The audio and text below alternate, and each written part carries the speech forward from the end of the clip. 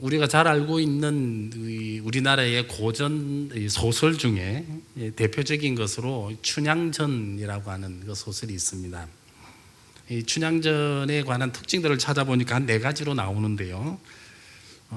이 특징은 먼저 이제 한글로 기록되어진 쓰여진 소설이고, 두 번째는 판소리, 이제 소리를 하기 위한 소설이다라고 하는 것이었습니다. 세 번째는 양반과 기생 사이에 있어서 이 신분을 초월하는 그런 사랑을 다룬 이야기고, 네 번째는 당시 서민들의 모든 의식들이 잘 담겨 있는 그러한 이야기라고 했습니다.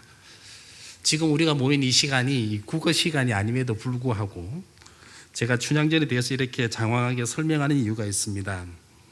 그것은 이 춘향전이라고 하는 이 소설이 이 서민들이 잘 이해할 수 있도록 모든 이 조건들을 잘 갖추고 있는 그러한 소설이다라고 하는 겁니다. 그래서인지 몰라도 우리나라 국민들이다라고 한다면은 이 춘향전이라는 소설을 사실 모르는 사람은 없다라고 하는 겁니다. 이 춘향전에 있어서 가장 멋지고 가장 통쾌한 장면이 여러분들은 어디라고 그렇게 보고 계십니까? 이빨 청춘의 젊은이들, 이 가슴에 뜨거운 피가 지금 끓고 있는 젊은이들은 이몽룡하고 춘향이가 만나서 막 이렇게 거니는, 서로의 이렇게 이 즐거운 시간을 보내는 이것들이 가장 멋지다라고 생각할지 모르겠지만, 이 거친 세상에 살아가면서 어려움들을 지나온 사람들은 당연히 어떤 장면이냐면은 장원급제를 해가지고 다시 춘향이에게 나타난 이 장면을 아마 가장 멋진 장면으로 꼽을 줄 압니다. 이 모진 어려움 속에서도 자신의 남편을 버리지 아니하는 이 여인의 절개가 잘 보여주고 있고, 또 한편에서는 이 여인의 절개를 차마 눈뜨고 보지 못하는 이 탐관오리 앞에서 마지막으로 이 암행어사 출두요라고 이렇게 외치면서 나오는 이 장면은 어쩌면 소설을 읽는 자들이나 아니면 영화를 통해서 보는 자들에게 있어서는 이 가슴 후련함을 느끼고, 또 한편으로는 통쾌함을 느끼는 바로 그러한 장면이 될 것이다라고 하는 겁니다. 우리는 이 암행어사 앞에서 이 암행어사가 탐관오리였던 변사또 앞에 나타난 장면을 분명 우리 머릿속에는 뚜렷하게 기억을 하고 있습니다. 단순히 그가 암행어사다라고 이렇게 소리를 지는 것뿐만 아니라 뭐를 하느냐 하면은 암행어사 출두요 하면서 자신의 손에 들고 있던 마패도 동시에 보여주고 있기 때문이다라고 하는 거죠. 그것을 보여주는 이유가 뭡니까? 자기의 신분을 그 자리에 모여있던 많은 사람들에게 밝힌다라고 하는 겁니다. 듣는 것, 암행어사 출두요라고 하는 이 소리와 함께 동시에 마패를 보여줌을 통해 가지고, 듣는 것과 보는 것을 통해 가지고 자신의 신분을 밝히고 있고, 그것을 듣고 그것을 본 자들에게 있어서는 이번에는 그가 암행어사임을 분명하게 확인하고 있다라고 하는 것이죠. 그리고 보고 듣고 한 사항들에 대하여 그 자리에 모인 사람 그 어느 누구도 이 사람이 정말 암행어사가 맞는지 그런지를 의심해 보는 사람은 아무도 없다라고 하는 겁니다. 우리가 보고 있는 요한복음에도 보면은 어쩌면 이러한 구조가 잘 드러난다라고 하는 겁니다. 예수님은 누구인가, 예수님이 누구이신가라고 하는 것에 대하여 말도 하고 있고, 또 그 예수님에 대하여 이렇게 구체적으로 보는 것을 통하여 우리들에게 확인시켜주고 있는 것이 요한복음이기 때문입니다. 예수님은 자기에 관하여 뭐라고 먼저 말씀을 하셨습니까? 나는 생명의 떡이고 세상의 빛이고 양의 문이고 길과 진리와 생명이고 포도나무다라고 이렇게 먼저 말씀을 분명히 하셨습니다. 그래서 이보다 더 확실한 게 어디에 있겠느냐라고 하는 것이죠. 사실 예수님은 하나님의 아들이었고 그리스도시고 구원하시는 주님이다라고 하는 바로 이 말씀을 어쩌면 하시기 위하여 좀 더 쉬운 말로 생명의 떡이다, 세상의 빛이다라고, 결국 이 말씀은 예수님은 하나님이시다라고 하는 이 이야기를 계속적으로 외치고 있는 것이다라고 하는 것이죠. 나는 세상의 빛이다라고 하는 것, 나는 무엇이다라고 하는 이것과 똑같은 말씀을 우리 출애굽기 어디에서 보셨습니까? 나는 스스로 있는 자다라고 하는 것이죠. 하나님께서 하나님 되심에 대하여 구약에서 말씀하시는 것처럼 예수님도 하나님 되신다라고 하는 똑같은 형식의 말씀을 우리는 요한복음에서도 보고 있다라고 하는 것이죠. 요한복음에서 분명하게 이야기하고 있는 것은 예수님은 하나님이다라고 하는 그것을 우리들에게 보여주고 있습니다. 다음으로 예수님은 단순히 이렇게 말로만 하신 것이 아니라 이번에는 하나님 되심에 대하여 우리들에게 이제 눈으로 확인시켜주고 있는 장면도 우리는 봅니다. 그것의 가장 대표적인 것이 우리가 보았던 요한복음에 나와 있는 7가지 대표적인 표적이다라고 하는 겁니다. 사실 이 정도 들려주고 보여주면 사람들은 아무 의심 없이 이해하고 받아들여야 되는 것이 마땅합니다. 하지만 어쩌면 또 우리들 삶에 있어서는 이처럼 말처럼 쉽게 되지 않는 것이 어쩌면 또 인간의 특징이다라고 하는 겁니다. 저도 경험한 바이기도 하지만 이 시골에서 목회하시는 분들의 이야기를 들어보면은 한결같은 소리랄까 한결같이 하소연하는 게 있습니다. 그것은 이 시골 인심이 늘 그렇지 않습니까? 바쁠 때 서로 돕고 어려울 때 서로 위로하며 살아가는 바로 그러한 인심의 동네가 시골입니다. 때로는 어쩌면 우리가 즐겨 들어왔던 노래에 있는 것처럼 멀리 있는 친척보다 더 가까이 더 잘 지내는 것이 이웃이다라고 그렇게 이야기를 하고 있습니다. 삶에 있어서 서로 허물없고 친형제와 친자매처럼 살아가지만 이 사람들에게 있어서는 절대로 넘어설 수 없는 그러한 선이 하나 있음을 우리는 알 수가 있습니다. 그것이 바로 신앙의 영역이다라고 하는 겁니다. 그동안 이 서로에게 받은 정 때문에 서로 나누어졌던 그러한 정 때문에 한 번쯤은 예배당에 나가서 그냥 예배 드려줄 법만도 한데 다른 건 몰라도 절대로 예배당 나가주는 그만큼은 하지 않는다라고 하는 겁니다. 복음을 받아들이거나 신앙생활을 하는 그것은 차치하고라도요 예배당 한번 나가주는 것마저도 쉽지 않음을 우리는 알 수가 있습니다. 이 복음의 숲 교회와 관련해 가지고 제가 들은 재미있는 이야기가 하나가 있습니다. 주변에 믿지 않는 분들에게 여기에 이제 복음의 숲 교회가 생겼으니까 시간 나면 우리 다 같이 예배에 한번 가보자라고 그렇게 권사님께서 주변 지인들에게 믿지 않는 분들에게 이렇게 이야기를 했더니만 이분들이 반응이 너무나 재밌었습니다. 교회가 새로 개업을 했으니까 개업식에는 한번 가주겠다라고 그렇게 이야기를 했다는 거예요. 예배에 개회 예배, 창립 예배에 한번 가자라고 이야기를 했더니만 이분들의 반응이 교회가 개업했으니까 개업식에는 한번 가주겠다. 그런데 개업 수고는 주느냐라고 한번 더 물었다라고 하는 것이죠. 우리는 이 창립 예배다, 설립 예배다, 예배다라고 이런 표현을 하지만 믿지 않는 자들에게서 믿지 않으려고 작정한 자들에게 있어서 예배라고 하는 그런 표현마저도 사실 쉽게 하지 않음을 우리는 알 수가 있습니다. 오늘 우리가 보고 있는 이 본문에서도 사실 마찬가지입니다. 제가 볼 때 예수님과 논쟁하고 있는 유대인들은 예수라는 청년에 대하여 사실 그 존재 자체에서부터 인정하고 싶지가 않고요. 그보다도 자신들이 믿고 있는 그 하나님에 대하여 자신들이 믿고 있는 그 하나님에 대하여 죄를 짓고 싶지 않은 바로 그런 이유 때문에 예수님과 계속적으로 논쟁하고 있다라고 하는 겁니다. 이것은 무엇을 말하고 있습니까? 자신들의 종교랄까 그 신앙 때문에 눈에 보이는 확실한 증거와 귀에 들리는 그런 분명한 진리가 충분히 이해가 되어지고 납득이 되어짐에도 불구하고 자신들의 고집으로 인해서 아니면 어쩌면 그 신념이랄까요? 그런 것을 인하여 쉽게 다른 것을 선택하지 못하고 있다라고 하는 겁니다. 저는 이 장면을 볼 때마다 사실 이 신앙교육의 중요성을 다시 한번 생각을 하게 됩니다. 보통의 경우에 있어서 유대인들이 어떻게 이렇게까지 어리석게 버틸 수 있을까라고 그렇게 생각할지 모르겠지만 한편으로는 생각해 보면 자신들의 신념에 대해서는 어쩌면 자신들이 가지고 있는 그 신념이 바른 것이냐 틀린 것이냐 그걸 상관하지도 않고요. 쉽게 자신들의 신념만큼 생각만큼은 절대로 버리지 않는다라고 하는 겁니다. 제가 근래 생활하면서 이 한 외국인 노동자를 만난 적이 있습니다. 이 친구는 저쪽 파키스탄에서 왔습니다. 돈을 벌기 위하여 10년 전에 한국에 온 사람이었습니다. 물론 파키스탄에서 왔기 때문에 종교는 이슬람이었습니다. 이래저래 대화할 수 있는 계기가 되어가지고 제가 평소에 가지고 있는 그러한 궁금한 점을 그때 다 물어보았습니다.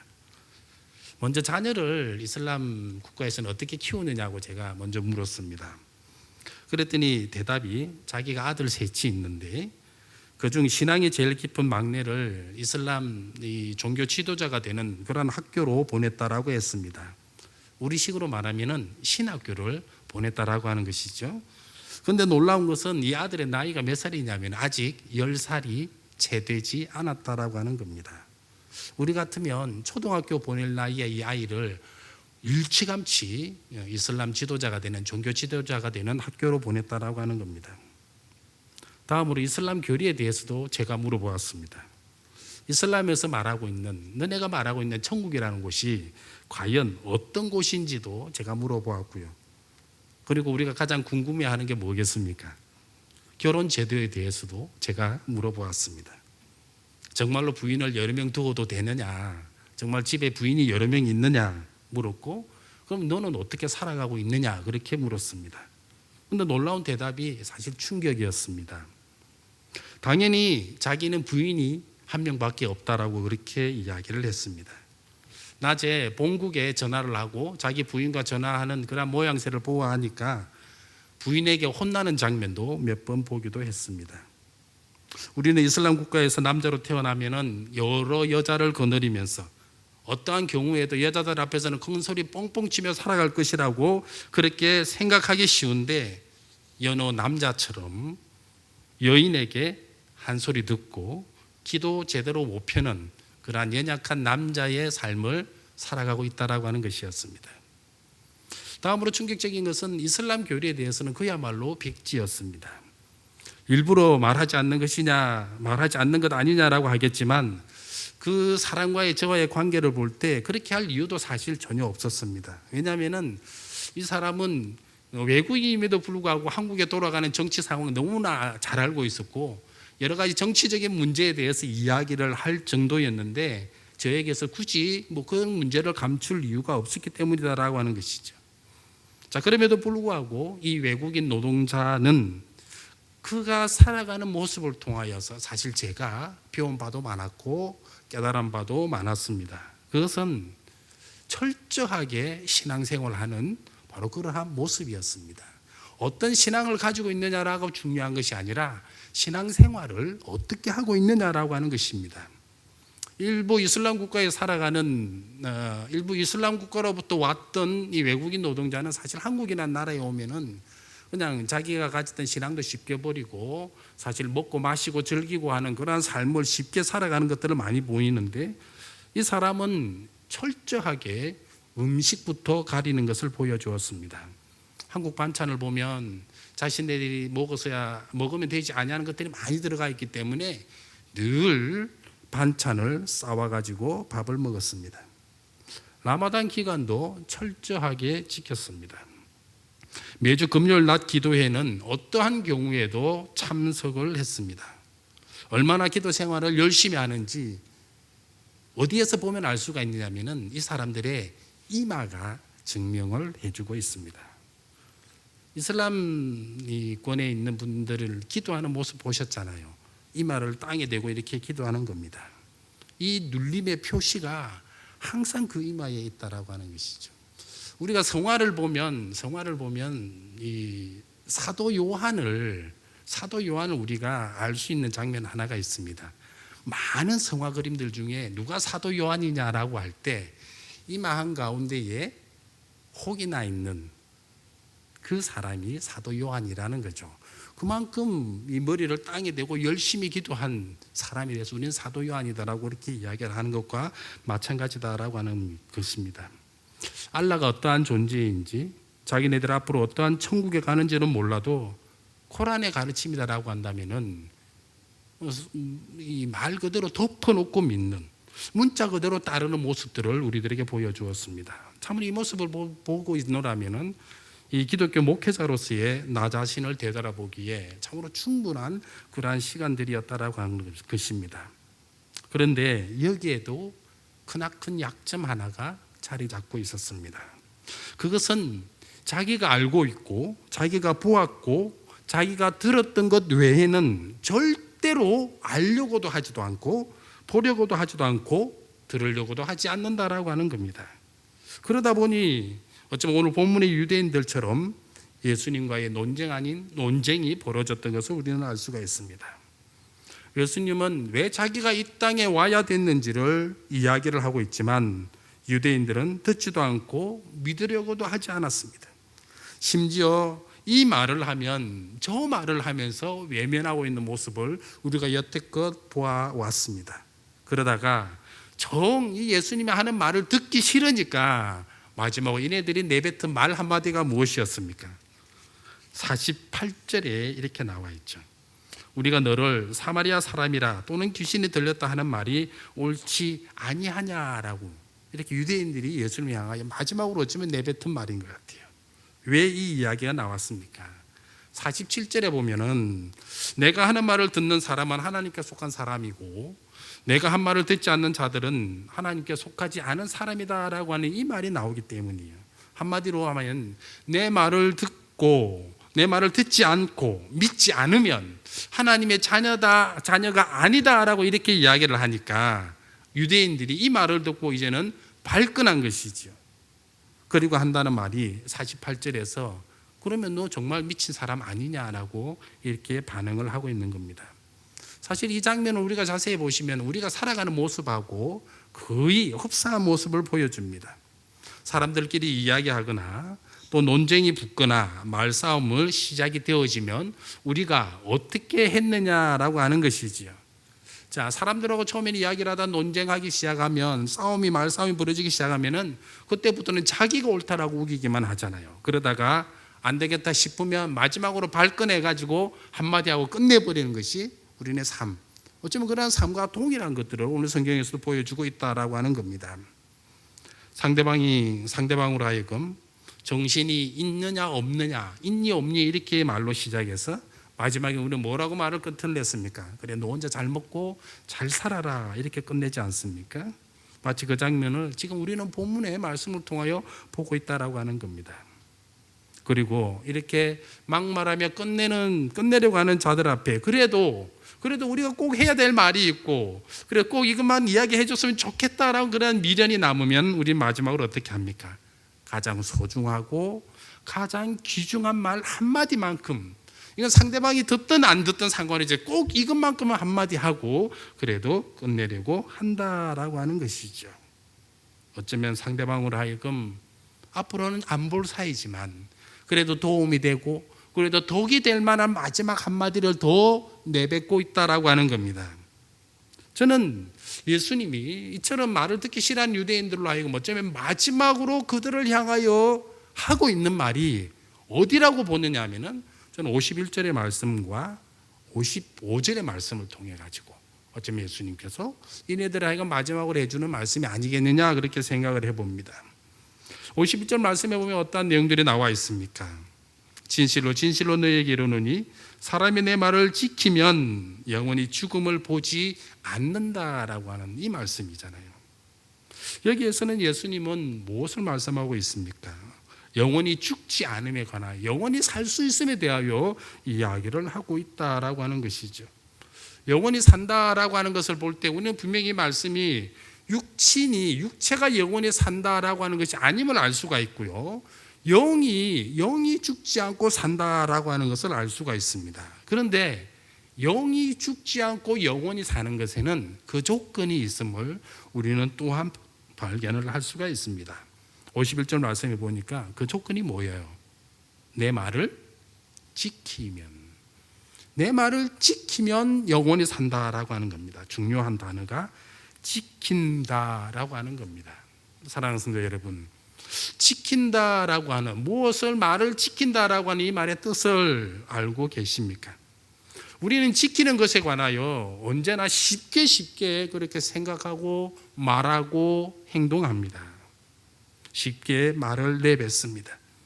이것을 하지 않으면 내가 내 성을 갈겠다라고 이야기도 하고요.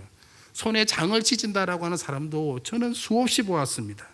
어떤 이는 내가 이것을 안 지키면 너가 나의 애비다, 나의 아버지다라고 이야기하는 것도 보았고요. 정치인은 정치인의 생명을 걸고 이야기를 한다라고 이야기를 하고, 상인은 상인대로 자신의 전 재산을 다 걸고 그것을 지키겠다라고 이야기를 합니다. 하지만 안타까운 사실 하나가 뭡니까? 이 말을 하면 할수록 더 못 믿을 것이 이런 말을 하는 사람들의 말이고 행동이다라고 하는 것입니다. 하지만 오늘 우리는 이 지킨다라고 하는 의미를 다시금 깨달아야 할 것입니다. 그리고 이 지킨다 하는 것에는 어떠한 진실이 들어가야 하는지, 어떠한 정성이 들어가야 하는지 이것도 깨달아야 할 것입니다. 쉽게 말하고 쉽게 있게 되어지는 그러한 인간 대 인간으로서의 이야기하는 지킨다라고 하는 것이 아니라 하나님과 인간의 관계에 있어서 바로 그러한 의미고 그러한 진실이고 그러한 진리이고 그러한 행동으로서의 지킨다라고 하는 이러한 말로 나타나야 된다라고 하는 겁니다. 굳이 구체적인 성경의 예를 들지는 않더라도 하나님 앞에서 쉽게 말을 했던 사람들의 결과들을 우리는 잘 알고 있습니다. 그리고 그 결과들은 언제나 죽음으로 끝났다라고 하는 것도 우리는 기억해야 할 것입니다. 어쩌면 그래서인지 몰라도 하나님 앞에서 지키는 자들에게 있어서 이번에는 영생이다라고 하는 그 말씀을 우리들이 하고 계시는 줄도 모르겠습니다. 우리가 말씀을 들을 때마다, 우리가 말씀을 읽고 묵상을 할 때마다 우리 입술은 언제나 아멘으로 화답할 것입니다. 진실로 그러하다라고 하는 그러한 인정일 것이고, 그렇게 하겠다라고 하는 다짐의 말이 항상 우리들에게 나왔으면 틀림이 없을 것입니다. 그렇다면 하나님 앞에서 지키겠다라고 이렇게 약속을 하셨으니까 그것에 대한 책임 또한 각자 개개인의 있음을 분명하게 기억하시고 살아가야 될 것입니다. 다음으로 우리가 살펴볼 것은 55절 말씀입니다. 55절 후반부 말씀에 이렇게 기록이 되어 있습니다. 나는 그를 알고 또 그의 말씀을 지키노라. 눈치채셨겠지만 여기에서도 지킨다라고 하는 단어가 나옵니다. 그런데 여기에서는 지킴에 있어서 그 대상이 이번에 명확하게 나옵니다. 그라고 하는 분, 그분의 말씀을 지킨다라고 하는 것이죠. 그라는 분은 분명 우리가 하나님을 말씀하고 있음을 잘 알고 있습니다. 그리고 그 하나님의 말씀을 지키는 것으로 이해합니다. 그런데 여기에 또 다른 비밀 하나가 더 숨어 있습니다. 그것은 그를 안다라고 하는 것이죠. 그를 알고 그의 말씀을 지킨다라고 하는 겁니다. 지켜야 하는 것을 알고 지켜야 함을 기억하고 명심하며 살아가지만 지키는 것만큼이나 중요한 것 하나가 더 있다는 것인데, 그것은 하나님을 알아야 한다라고 하는 것도 우리들에게 말씀하고 있습니다. 하나님을 왜 알아야 합니까? 그것은 하나님을 모르고서는 그 지킴이 아무런 소용이 없기 때문입니다. 한국인에게 있어서요, 가슴에 맺힌 이 한이다라고 하는 것을 한국인이라면 알 수 있습니다. 구체적으로 이 한이 뭔지 설명을 하지 않더라도 그 한을 모르는 사람은 없을 것입니다. 50년대에 한국 전쟁을 거치면서 죽음과 그리고 또한 생이별을 해봤던 자들은 그들을 잊지 못해 한이 그네들 가슴속에 맺혔을 것입니다. 60년대와 70년대 보릿고개를 넘어오면서 제대로 먹지 못한 사람들은 먹지 못해서 한이 되었습니다. 80년대에 보니까 정치적으로 억압받았으면 한이 되었습니다.